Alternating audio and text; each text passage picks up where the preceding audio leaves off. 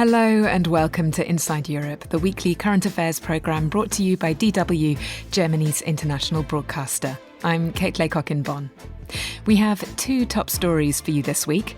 First of all, German elections, why the February 23rd vote matters, not just domestically, but at a European level as well. The whole idea of European integration and European politics was built around the idea of an exceptional Germany that would be a glue for the whole continent, that would put in a little bit more in order to keep the system going.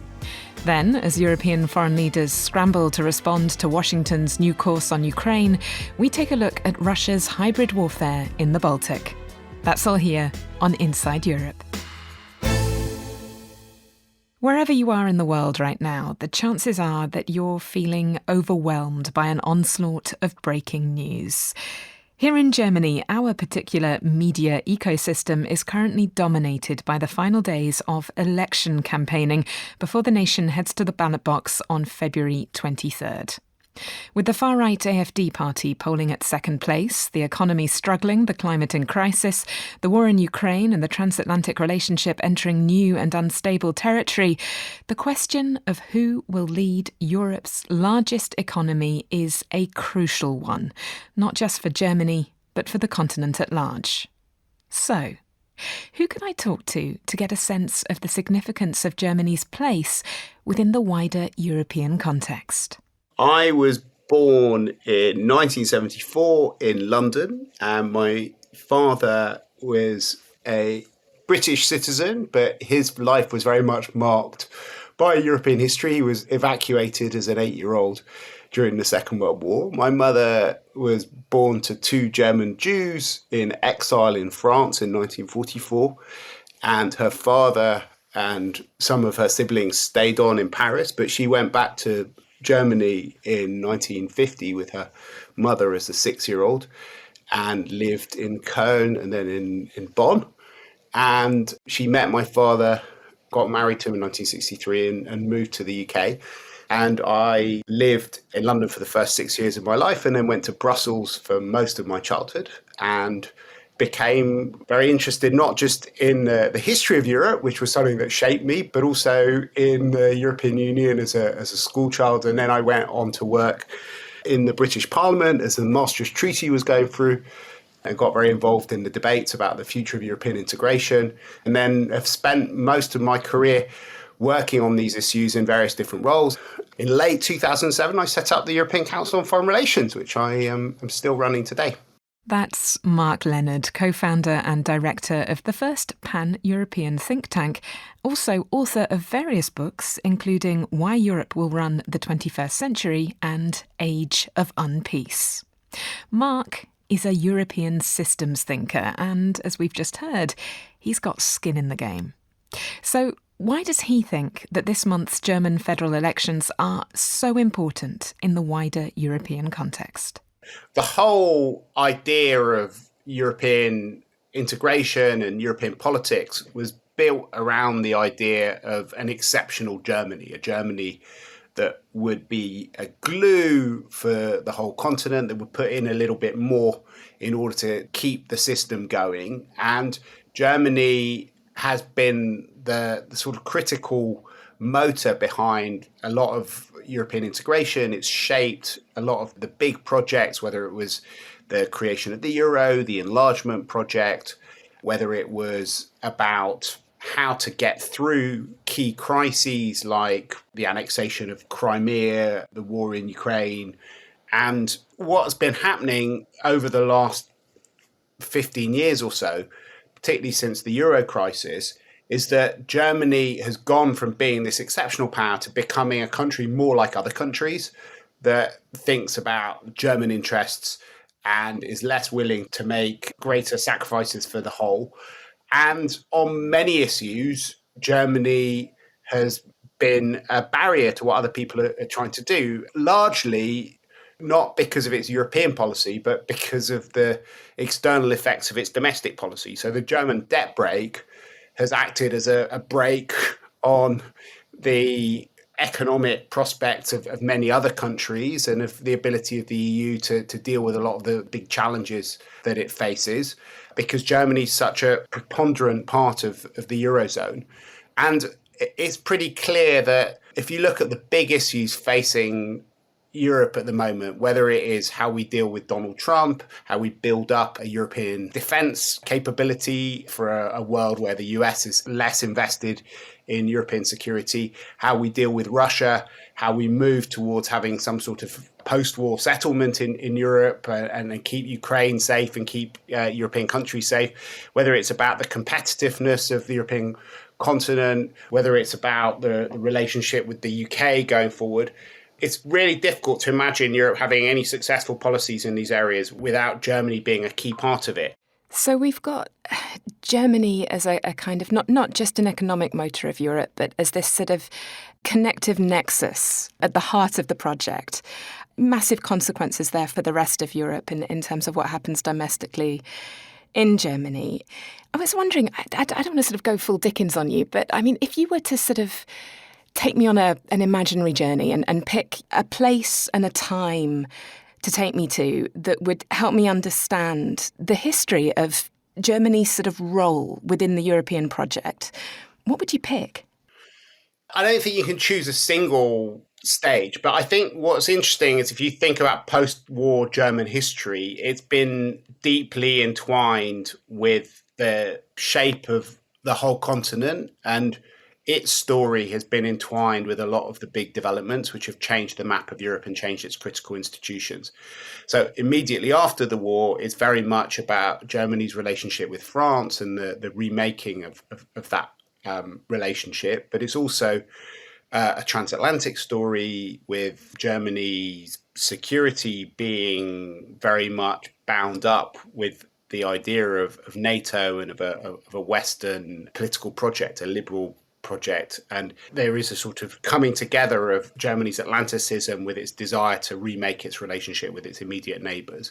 Then after the end of the Cold War, the reunification of Germany, in a way, is a symbol for the reunification of Europe. What starts with the reunification of Germany then grows into the enlargement of the European Union and this extraordinary redrawing of the map of Europe, where a whole series of countries join the European Union and it looks and feels completely differently.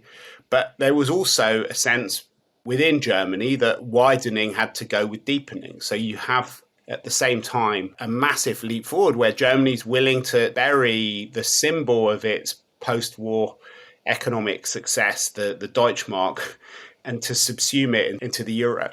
And then I suppose the third kind of big moment comes with the collapse of the former Yugoslavia, Republic of Yugoslavia, when you have genocide returning to the European continent. And the role of Joschka Fischer and Gerhard Schröder in supporting military action in Kosovo was a really important moment as well, where people realized that there was a difference between Europe as a peace project and Europe as a pacifist project. And that opened up a completely different idea of what role the European Union could play. And then I suppose the next scene I would focus on is the Euro crisis, where it was the absence of German leadership which ended up creating a huge amount of pain and resentment and frustration in a lot of different member states. And what you have is a Germany that puts its interests first and its particular brand of ordoliberal economics first, which actually starts, I think, a different phase, both within Germany, of a Germany that behaves like a more normal power and feels less responsibility for the whole of Europe, but it also spawns a different set of relationships to Germany in other countries. And I think it's out of that process that a lot of the far-right politics came into life, not least in Germany, where it's because Angela Merkel said that there was no alternative, that you get the alternative for Germany, the Alternative für Deutschland, coming to life initially as an anti-Euro party and then as an anti-immigration party. I think the other really important contribution that Germany's played is in terms of our relationship with Russia.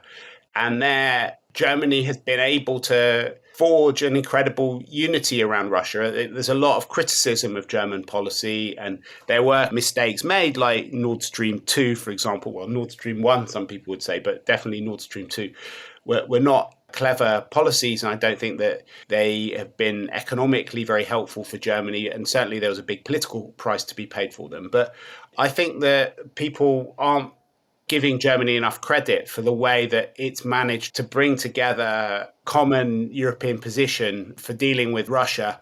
And actually, those German economic interests, the reliance on Russian gas, have had remarkably little impact on the foreign policies that Germany's adopted. So Germany was willing to back quite big sanctions against Russia after it annexed Crimea, and then after the full-scale invasion of Ukraine, it supported the arming of Ukraine. It provided more aid to Ukraine than any other European country, and has been able both to look east to countries which are very suspicious of Russia and want to have a kind of tough line towards it, but also to bring along countries that were keener to have an engagement-based model. And I think that's partly because you have those two strands very well represented within German politics. So there was an ability to speak to those two sides and to bring Europe together. And that's something that started with Angela Merkel, but carried on with Olaf Scholz in his speech on the Zeitenwende. To come up to the present, just before elections in Germany, Germany at a crossroads. News headlines have obviously been dominated by fears that the firewall to the far right is being broken down. This sort of revolved around a 5-point plan in the form of a motion that was presented by the man who is assumed to be Germany's Chancellor-in-Waiting, CDU's Friedrich Merz. One of the really striking things I thought when reading that document was that the preamble makes very clear that Friedrich Merz regards current European legal infrastructure to be, quote, dysfunctional. Schengen, so, the treaty which has established the principle of borderless travel within Europe, which is inseparable, really, from people's sort of conception of the European project, that was described as dysfunctional. So something new is happening, right?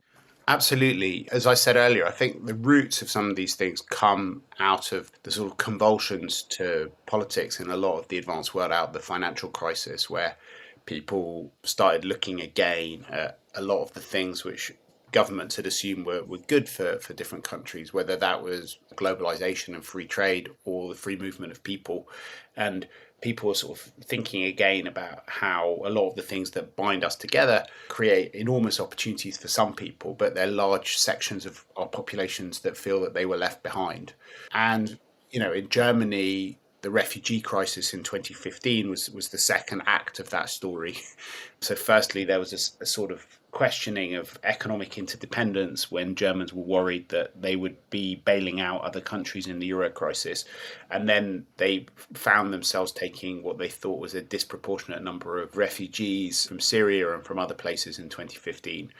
And a lot of politics since then has been centered around how do you make people feel safe in an era where a lot of things seem to be getting out of control. And Friedrich Merz's return to politics obviously came through the Euro crisis and the debates within the CDU at that time. And he feels very strongly about these issues, but also, like many mainstream parties around Europe, he has the far-right AfD breathing down his back and was looking for a way of stopping what seemed to be an inexorable rise in their prospects and a decline in CDU support. I happened to see him in Davos a few days before the announcement that you made. He made a speech which was very pro-European at the World Economic Forum and was still talking about fighting an election based around the economy and competitiveness. But after the attack in Aschaffenburg, I think he decided to take a big risk and to change the direction of the election campaign. And what's happening in Germany is obviously very, very important for the future of German politics. And there are quite passionate feelings about the idea of this firewall between the mainstream parties and the AfD. But it also has echoes in many other places. In Austria, You're about to see the Freedom Party probably lead a new government. Well, indeed, with Herbert Kickl calling himself Volkskanzler, which was what Adolf Hitler called himself. So very, very clear sort of signposts to the past there. Absolutely. And in Sweden, you also had a situation where there were not enough votes in the centre for the centre-right moderate party to form a government without relying on the Sweden Democrats, their far-right party. So you're having these sorts of debates in lots of different places. And I think it does feel like a turning point, not just in German politics, but also in European politics, because people are looking at what it will mean in the future in countries like France, where Le Pen's party is breathing down Macron's neck. And we already have Meloni in Italy and in various other places. It does open the door to a very different politics. And that's before you start looking across the Atlantic at Donald Trump.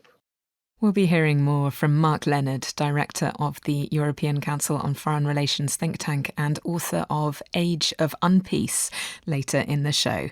If you're listening via a station that only carries the first half hour of the programme, then don't worry, you can still listen via our podcast feed.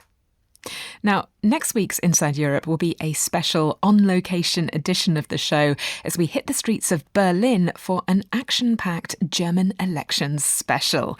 Between you and me, I fully intend to crash DW's Berlin briefing studios as part of that. So, if you have any questions that you would like me to put to the DW News team, please let me know. Emails to insideeurope@dw.com. 7 a.m. Berlin. Olaf Scholz is getting on the plane. I'll be on board as well, and I'll brief you at Berlin Briefing. Berlin is right in the middle of the global tensions of our time. Between East and West, autocrats and democrats. Germany's whole system is under stress. Politics is getting angry. We break it all down with experts and political players. We decode what it means for you. It's all in our new podcast, Berlin Briefing, on YouTube and wherever you get your podcasts.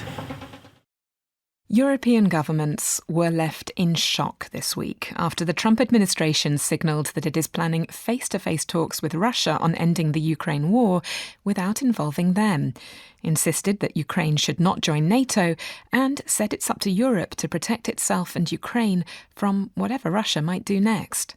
And that has massive implications on multiple fronts, not least in the murky field of underwater stealth sabotage. In recent months, Moscow's hybrid warfare against NATO countries has been accelerating, with suspected attacks on communication cables and pipelines in the Baltic and Barents Seas. Lars Bavanger sent us this report from Tromsø in the north of Norway. A Russian crewed ship is being held in Tromsø harbour while Norwegian police are on board to investigate.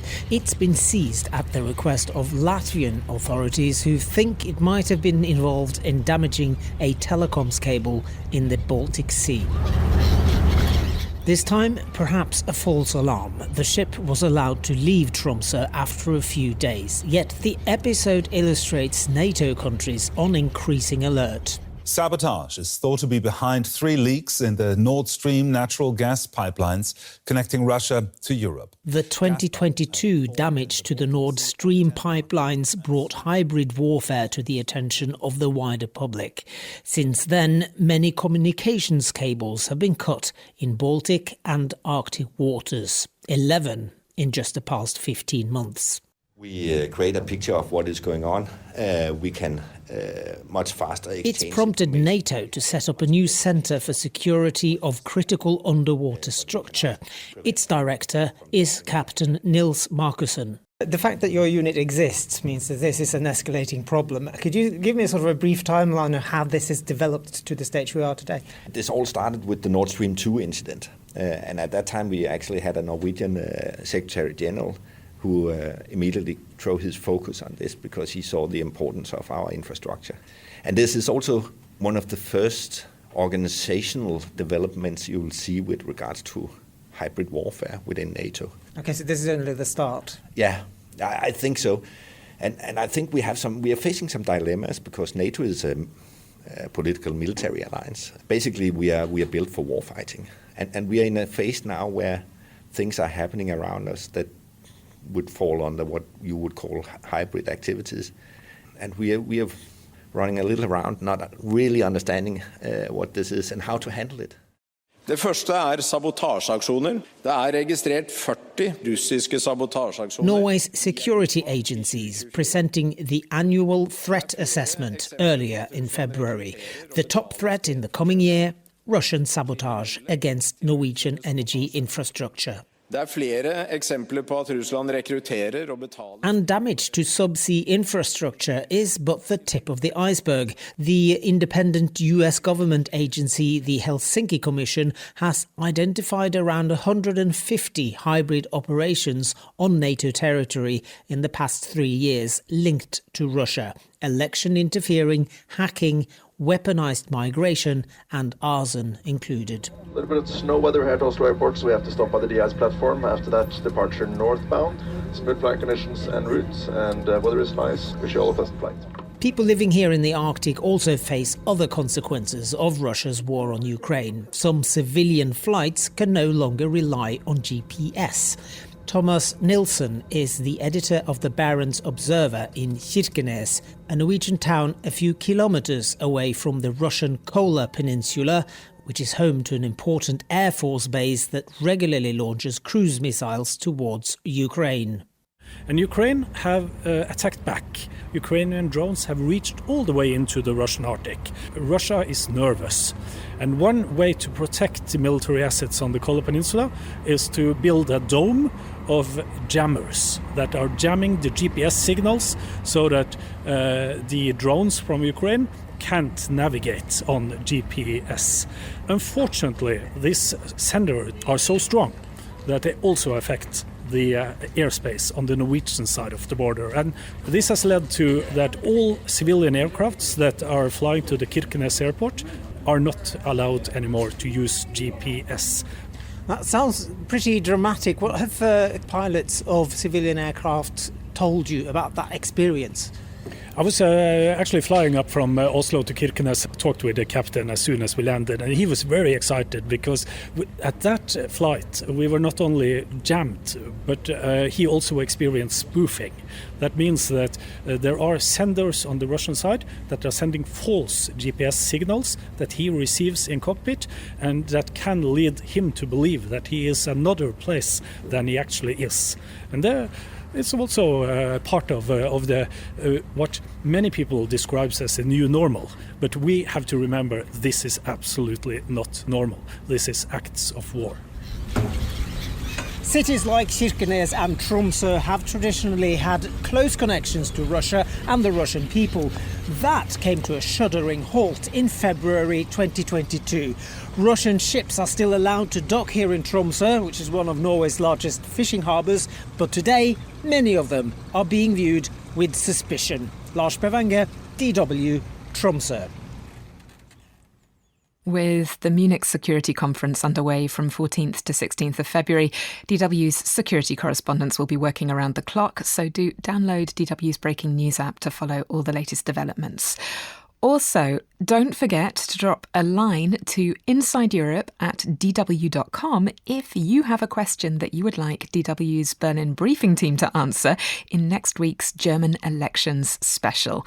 That's with me, Kate Laycock, on Inside Europe.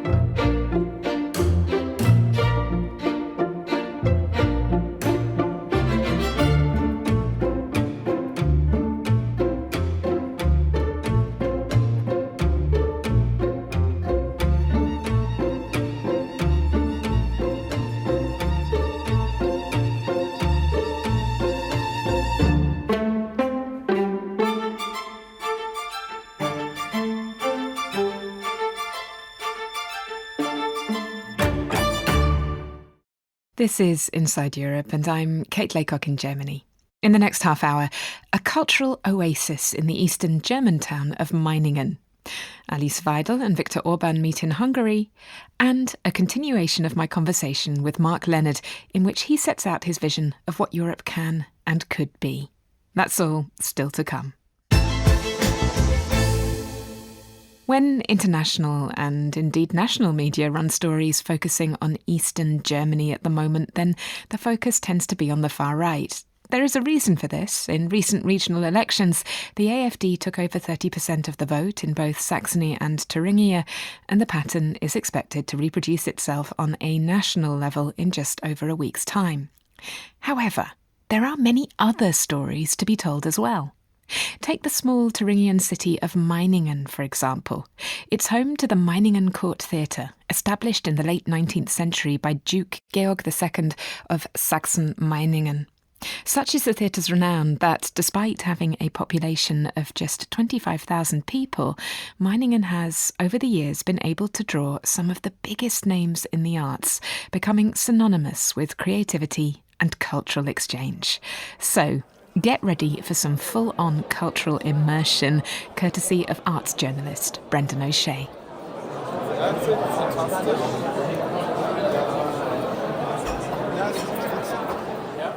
It's a cold December night in Meiningen, with temperatures hovering near freezing. Yet the streets of this small East German town buzz with life. Locals, bundled up in their winter best, scurry along the footpaths from all directions, heading towards a building at the heart of the town. It may not be a church, but it's just as sacred to locals, the Meiningen State Theatre.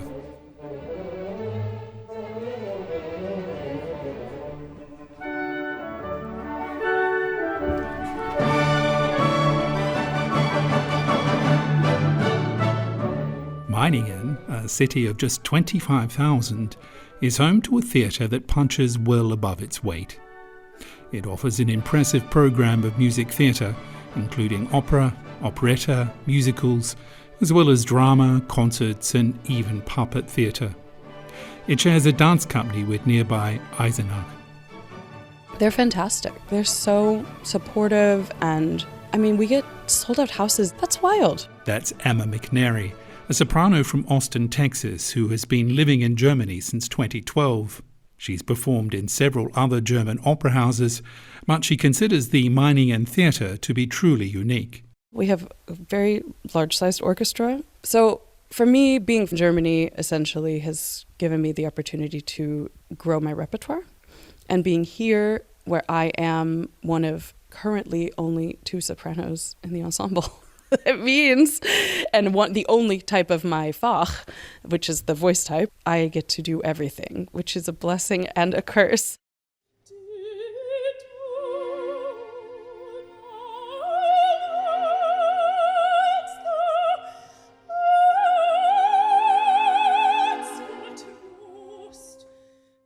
Director General Jens Neuendorf von Ernstberg explains that the Meiningen Theatre has long been the cultural heartbeat of the town. We started in the 19th century with big Duke, it was George II, and he was, for the development of the story of the theatre in all the world, he was very important. He invited a lot of people to Meiningen. He developed the Hofkapelle with very famous conductors. Indeed, Meiningen has hosted some of the biggest names in classical music, from Wagner and Richard Strauss to Max Reger. But it was Johannes Brahms who returned more than a dozen times, praising the local chorus and orchestra as almost perfect.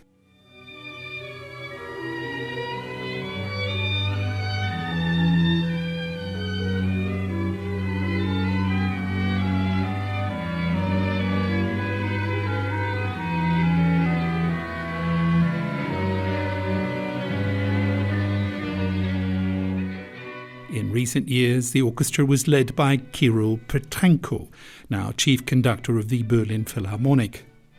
This season, Irish conductor Cillian Farrell takes the baton.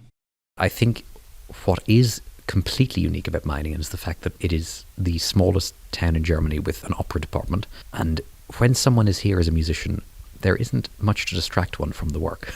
I feel like there's almost a pilgrimage aspect to being here. You come here to work, and you come here to work in a very certain, in a very determined way.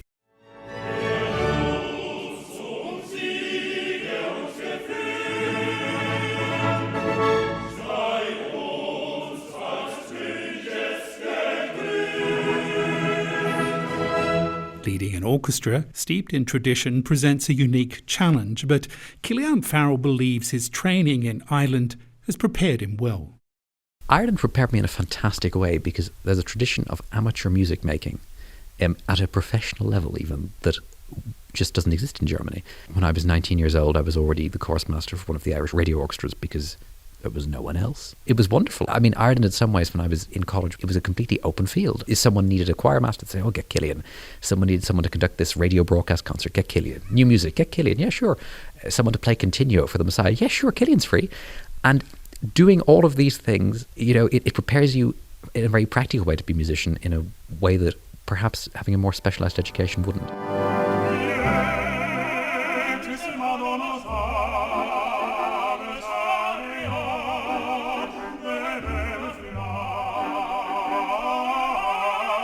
The orchestra's repertoire includes both traditional operas and modern works, with the constant balancing act between artistic risk and reward. I would divide between the operas we do and the concerts we do. In opera, we tend everywhere to be more traditional because operas are, firstly, very expensive, and secondly, when you put an opera on, you have 6 to 10 performances of that opera that you have to do, partly to just fill the subscriber places, but also partly because you need to put on that many performances to see if it's going to work or not. So this season I would say we have an interesting mix. We have Verdi Don Carlo, we have Wagner's Tristan comes later, we have a musical Jekyll and Hyde. People will come, and our concerts are almost always sold out. Last season I remember we had a new piece by Donnacha Dennehy, the Irish composer, a new violin concerto. People came. A huge piece by George Benjamin. People came. We just played in our last symphony concert Schoenberg's Orchestra Variations, which is a piece almost 100 years old, but is the thorniest, most difficult work for an audience to digest, and they still applauded wildly. And it doesn't matter, as long as I think the audience here feel that they're being presented with something in a way that is caring and passionate, they will go with it. And that's an extraordinary thing for a town like this, that the town is very small, but there's a public that is so huge and open and hungry.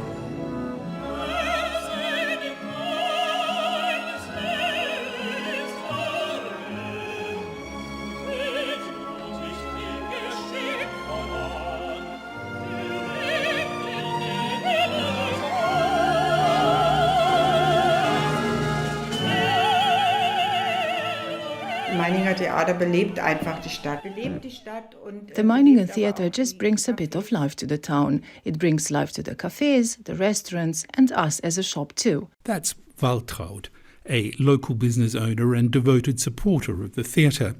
She sees the impact the institution has on the community. Das Theater gehört halt auch dazu. I always say Meiningen isn't just about the theatre. The beautiful buildings aren't just museums. We live in these museums, in these houses. But we also know something about our history, even the parts that not everyone wants to hear about. But we learn about it.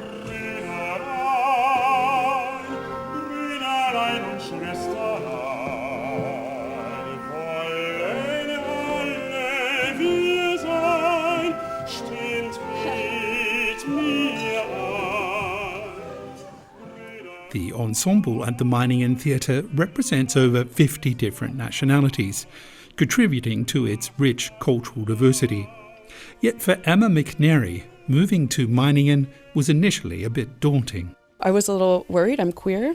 I have a wife who's transgender. She moved here with me last year.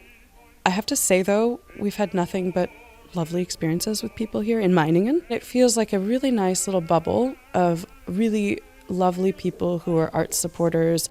Despite the thriving cultural scene, Meiningen is not without its complexities. Whilst the mayor of Meiningen is a social democrat, the state of Thuringia is a stronghold of the far-right AfD party, the regional branch of which has been found to be confirmed right-wing extremist by Germany's domestic intelligence agency.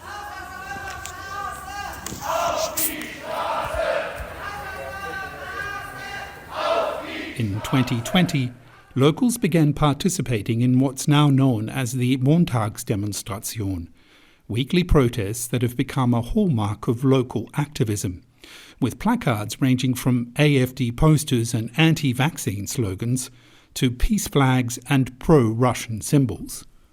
Music director Kilian Farrell observes the protests from his apartment. I see it every Monday, and the list of complaints is incredibly diffuse. It's not a campaign, it's not a manifesto. There is nothing unifying about these things, but you realise there are people who have problems. There are people who have concerns about society, and for them that's their way of becoming socially active. And I think to dismiss dialogue with people who go on these marches is, perhaps people who vote the AfD, is the worst thing we can do, because, and I also would hope that anyone who votes the AfD would feel as comfortable sitting here in the theatre as anyone who doesn't. You know, having one set of political views or another does not determine the value of someone's intrinsic worth. And to think that way is, for me, even more dangerous than voting for the AfD.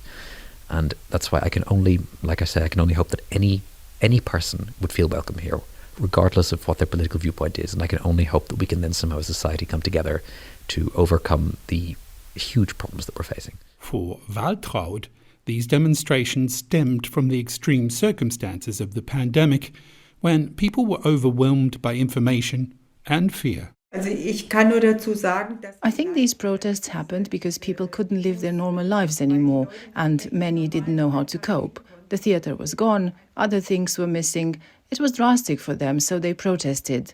Some didn't understand the measures, which were mostly to stop large gatherings because hospitals were overwhelmed. But people didn't like feeling restricted, and that's why they protested. Once life returned to normal, that resistance faded quickly. The demonstrations now are tiny, 30 or 40 people, and they probably have completely different interests because, well, we're not in a pandemic anymore. It's not really worth mentioning. There are always splinter groups, whether at the pub or at the market square.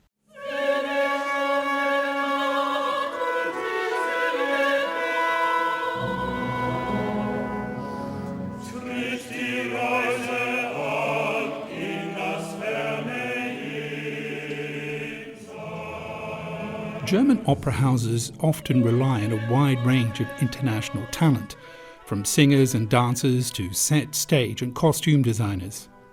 Like many theatres across Germany, Meiningen's ensemble is multicultural and diverse, with over 50 nationalities represented among its staff.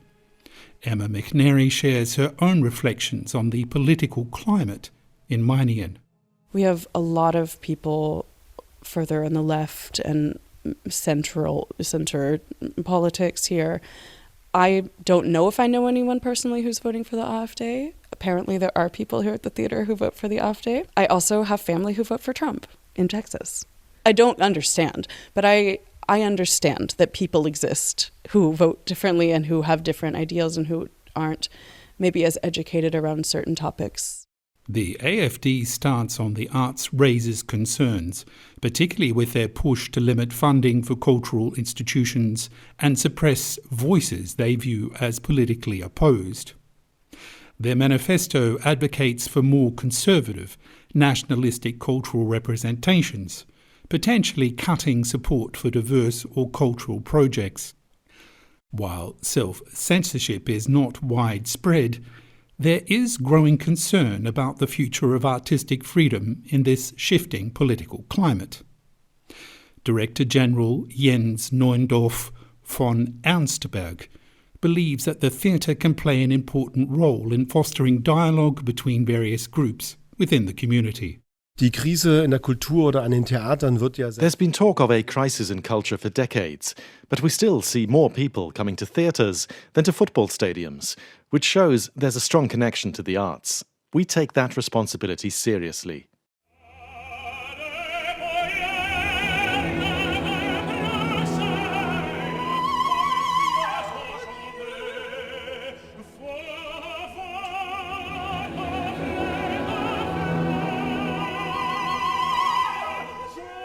And for Kilian Farrell, the responsibility of the artist remains unchanged regardless of the political landscape.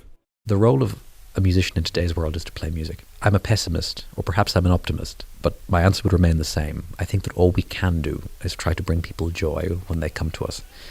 Because I think this connection with something far greater than us, with this power of music, is something that can really create wonders in the human spirit. And if people come to our concerts and are moved and are transported, perhaps we can all find a way of coming together. But I mean, that's also so utopian.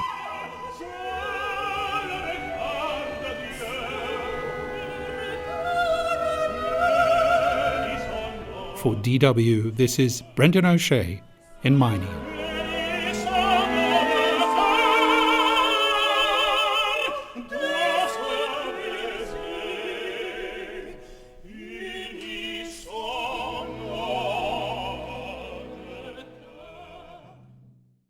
This may feel a little jarring after those beautiful classical sounds, but here goes.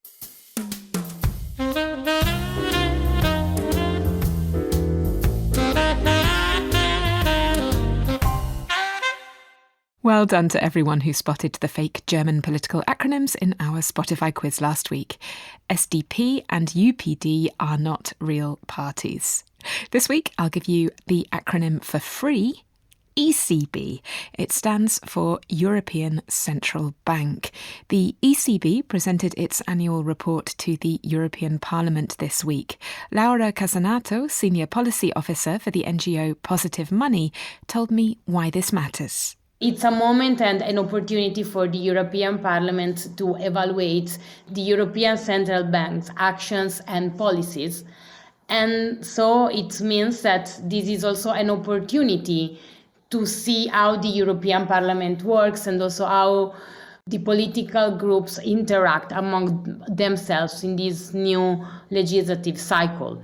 And Laura's verdict on the report in a maximum of 5 words? I would say that the ECB annual report weakens climate action, but supports more gender equality. You can find much more detailed analysis from Laura over at positivemoney.org. Meanwhile, for Spotify quiz purposes, we want to know, where is the ECB based? Is it Brussels, Strasbourg, or Frankfurt? Head over to Spotify if you think you know the answer.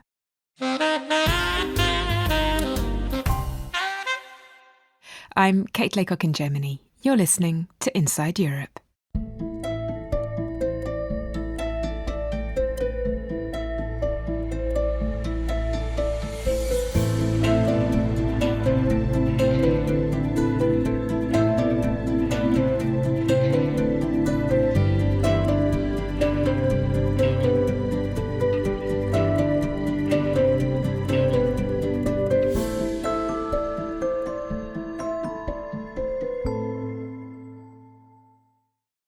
Following her recent online interview with Elon Musk, German far-right leader Alice Weidel, who is also the AfD's first-ever Chancellor candidate, headed off to Hungary this week for a meeting with its hardline Prime Minister Viktor Orban. Our Budapest correspondent, Stefan Boss, was of course following the visit with interest when we spoke on Wednesday to discuss an episode which I confessed to Stefan I'd been thinking of under the heading of Alice in Orbanland.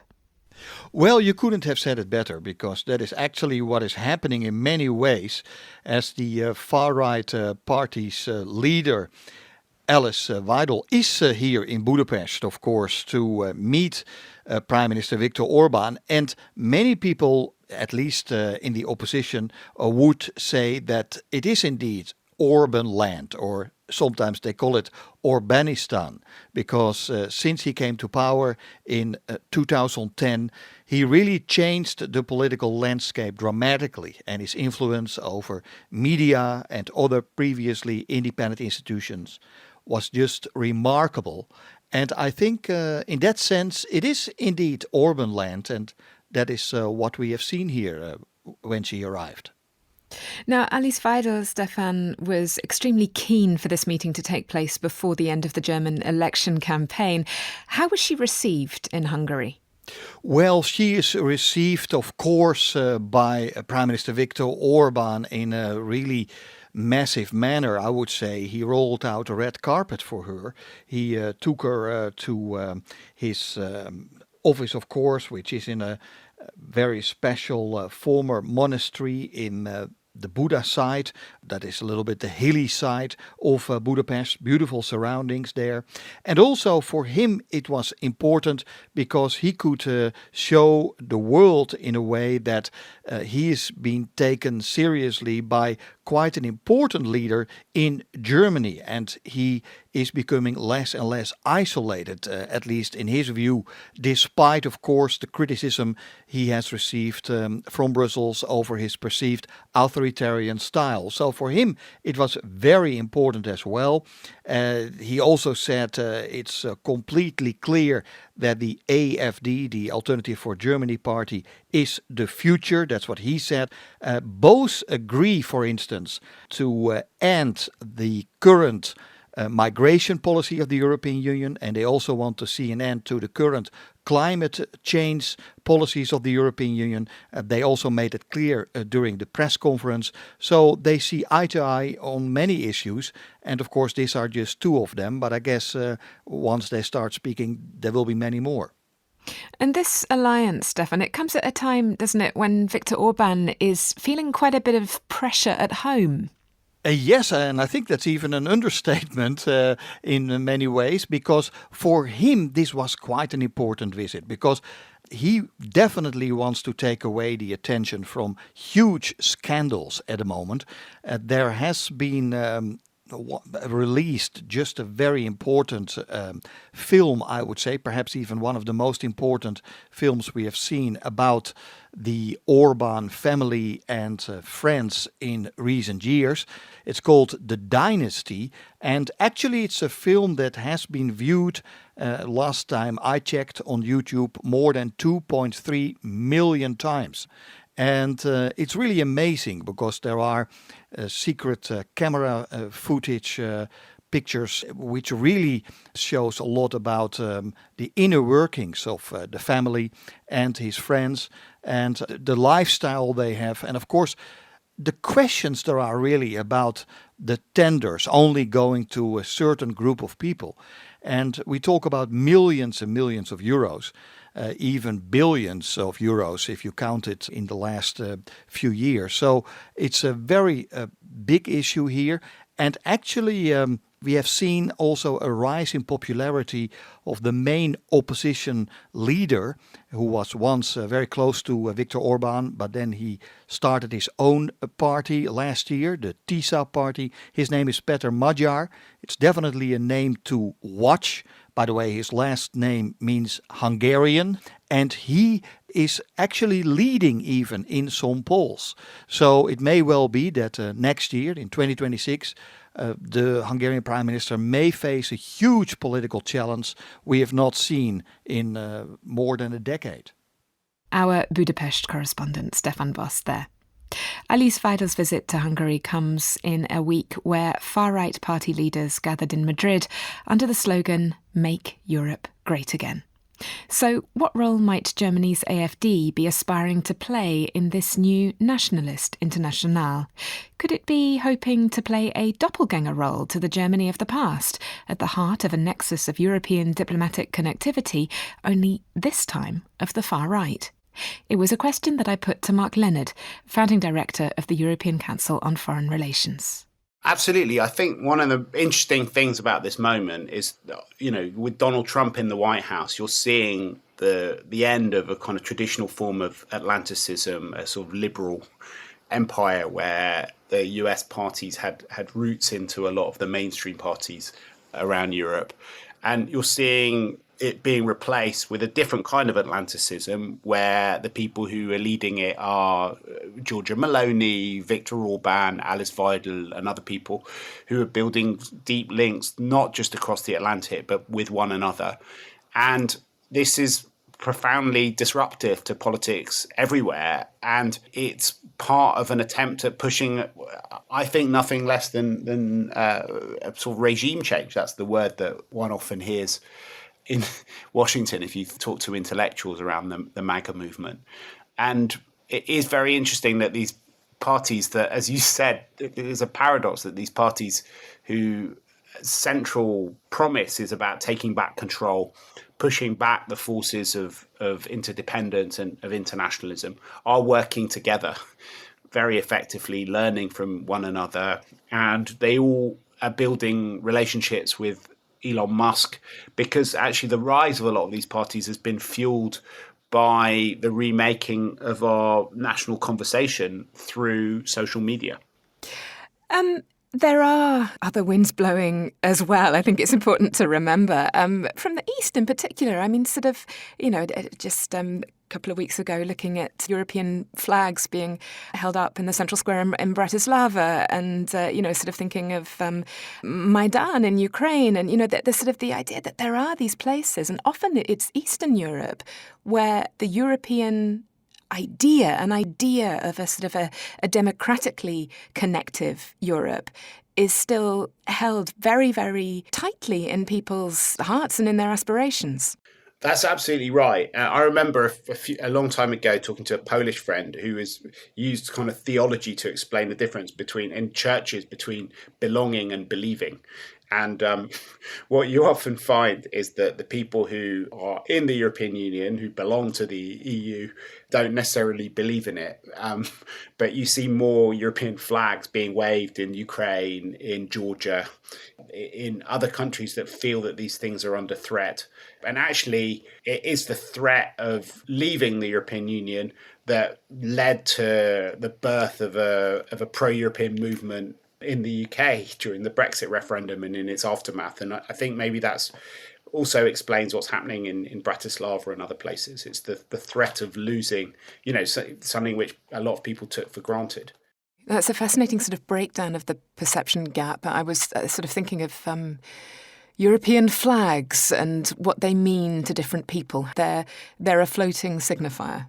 And I was wondering, Mark, whether I could end by asking, when you look at that circle of stars, what does it mean to you?